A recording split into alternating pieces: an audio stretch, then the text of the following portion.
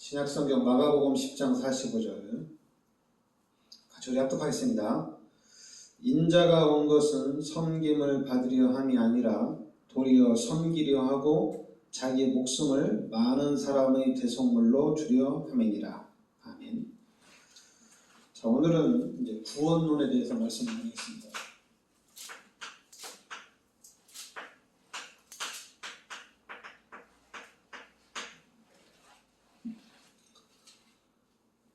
예수님이 이 땅에 온 것은 섬김을 받기 위해서 오신 것이 아니라 도리어 섬기려 하고 자기 목숨을 많은 사람의 대속물로 주려 함이니라.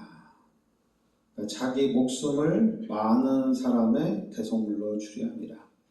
그러니까 예수님이 이 땅에 오신 것은 우리의 모든 원죄, 자범죄, 우리의 모든 죄를 대속해 주시기 위해서 예수님이 이 땅에 오셨다는 얘기입니다. 그리고 십자가에서 예수님이 우리의 모든 죄를 대속해 주셨다는 얘기입니다. 자, 오늘은 이 구원인데, 이 구원을 하나님이 계획하셨다 이렇게 얘기합니다. 그 이제 에베소서 1장 4절부터 5절에 이미 창세 전에 창조 전에 하나님의 은혜 가운데서 하나님이 우리를 구원하기로 계획을 하셨다는 얘기입니다. 그러니까 내가 이렇게 지금 구원받는 것이 창세 전에 하나님이 계획하시고 하나님의 은혜 가운데 구원을 베풀어 주셨다는 얘기입니다. 그러면서 로마서 8장 29절에서 30절에도 하나님이 우리를 미리 하나님이 정하시고 하나님이 미리 우리를 예비하시고 하나님의 계획 가운데 하나님이 불러주셨다는 얘기입니다. 그러니까 우리 성도님들 개인을 하나님의 시간표 가운데 하나님이 계획하시고 하나님이 불러주셨다는 얘기입니다. 그리고 이제 로마서 9장 11절에는 우리가 나지도 않고 우리가 또한 무슨 선을 행하거나 악을 행하지 아니했는 그때에 하나님이 우리를 불러주셨다는 얘기입니다. 내가 태어나지도 않았는데 하나님이 미를 선택해 놓으셨다는 얘기죠. 그러면서 이제는 하나님이 우리를 구원해 주시는데 이 구원의 방법은 뭐냐면은 요한복음 1장 14절에 예수 그리스도의 성육신이라는 얘기입니다. 그러니까 예수님이 인간의 몸을 입고 이 땅에 오셨다는 얘기입니다. 그러면서 마가복음 10장 45절에 우리의 모든 죄를 대속해 주시기 위해서 예수님이 이 땅에 오셨다는 얘기입니다. 그러면서 이 예수님은 또 고린도전서 15장 17절에 우리의 모든 죄를 대속해 주시고 예수님은 또한 부활하셨다는 얘기입니다.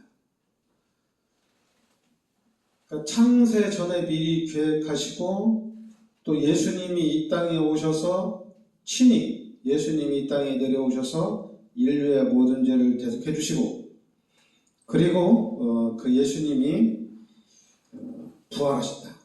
부활하셨다는 얘기는 이것도 엄청난 사건이죠. 예수 믿는 사람들에게 부활은 최고의 사건입니다. 왜냐하면 지구상에서 죽었다가 부활한 사람은 한 명도 없어요. 그런데 예수님은 여자의 후손으로 동정녀 마리아의 몸으로 이 땅에 태어나시고 그리고 예수님은 십자가에서 우리의 모든 죄를 대속하여 주시고 그리고 이제 예수님은 3일 만에 다시 부활하셨다는 얘기입니다. 그리고 이제 세 번째는 우리를 구원하시고 난 이후에 이제 성령께서 우리를 인도해 가신다는 얘기죠. 성령께서 우리의 삶 속에서 역사해 간다는 얘기입니다. 그러니까 사도행전 16장 14절에 이제 하나님이 우리를 불러주셨다는 얘기입니다. 예수님이 우리를 불러주셨다는 얘기예요. 그러니까 우리가 전도를 할 때도 지금 하나님이 부르고 계시는 사람이 누구냐 이겁니다. 하나님이 예비하신 사람이 누구냐, 오늘 구원받기로 작정된 사람이 누구냐, 그 사람을 찾는 겁니다. 그러니까 하나님께서 부르시기로 작정된 사람, 하나님께서 마음의 문을 열어놓은 사람들을 찾는 거예요. 그러니까 전도는 쉬운 거예요. 최고 쉬운 거죠. 왜냐하면 하나님께서 마음의 문을 열어놓은 사람을 찾아가는 거기 때문에, 하나님께서 부르시기로 한 사람을 찾아가는 거기 때문에 전도는 쉬운 거예요. 그냥 가서 예수 믿으면 구원 받습니다. 이렇게 한마디 하면 나 예수 믿겠습니다 이러는 거예요. 거기서 네가 말씀을 나에게 설명을 해봐라, 내가 이해가 되면 예수를 믿겠다, 하나님이 내 문제를 해결해 주시면 내가 교회를 다니겠다, 그런 것이 아니라 하나님이 이미 부르시기로 예비된 사람을 찾는 거란 얘기입니다. 그러면서 이제 예수를 믿는 순간에 요한복음 3장 3절부터 5절에 우리가 이제는 다시 태어난 거란 얘기입니다. 그러니까 예수를 믿는 순간 죽었던 영혼이 새 생명을 얻은 거란 얘기죠. 다시 우리가 태어났다는 얘기입니다. 그리고 사도행전 2장 38절에 당연히 예수 믿고 난 다음에는 이제 회개를 하죠. 예수님 구원해 주셔서 감사합니다. 나 같은 죄인을 구원해 주셔서 감사합니다. 또 많은 이런 것도 회개를 하죠. 그러니까 예수님이 나를 불러주시고 이제 거듭남을 알고, 그러면서 이제 내가 죄인인 것을 알고 그 죄에 대한 회개를 또 하게 됩니다. 그러면서 우리가 구원받은 것은 내가 죄인에서 의인으로 된 것은 로마서 3장 24절에 하나님의 은혜란 얘기입니다. 하나님의 은혜로 내가 예수를 믿음으로 의롭게 된 거예요. 그러니까 이 부분이 왜 이렇게 우리한테 참 중요한 거냐면은, 은연중에 우리가 이제 신앙생활을 그렇게 하니까 하나님의 은혜를 못 받는 거 아니냐, 우리가 좀 잘해야 되지 않냐, 그럼 우리가 잘해야 되는 것은 참 괜찮아요. 우리 잘하자, 우리 신앙생활 잘하자, 이건 좋습니다. 그런데 네가 그렇게 하면은 은혜를 받을 수 없다. 네가 그렇게 해서 어떻게 하나님의 축복을 받을 수 있냐, 이거거든요. 근데 여기는 그게 아니에요. 그냥 내가 예수를 믿음으로 의롭게 된 겁니다. 내가 예수를 믿는다면 구원받는 거예요. 그러니까 누구든지 어떤 사람이든지 하나님의 은혜를 주시면, 예수를 믿으면 구원받는 거예요. 그러면서 이제 구원받은 우리는 로마서 8장 15절부터 17절에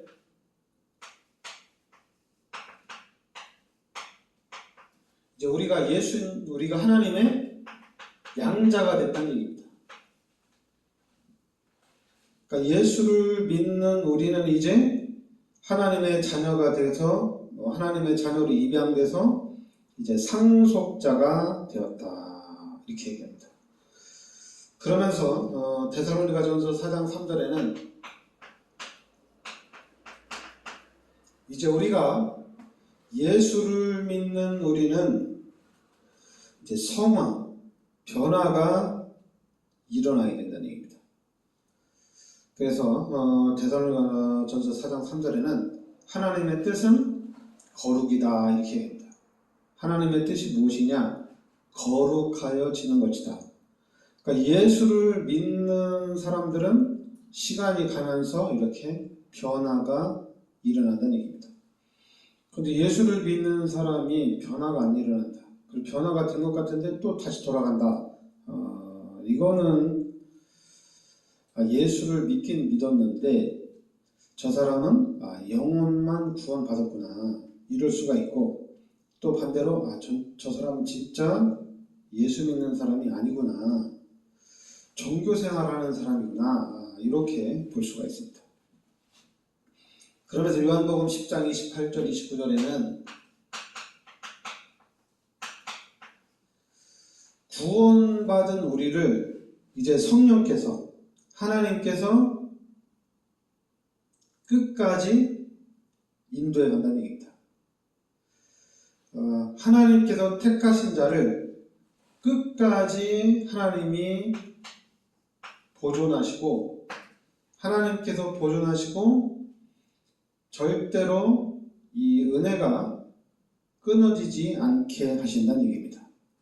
그러니까 하나님이 보존하시고 하나님이 끝까지 인도해 가신다는 얘기예요. 그래서 저는 이 말씀을 들으면서, 제가 은혜를 받으면서 이 중요한 게 뭐냐, 행위가 중요하냐? 당연히 행위가 중요하죠.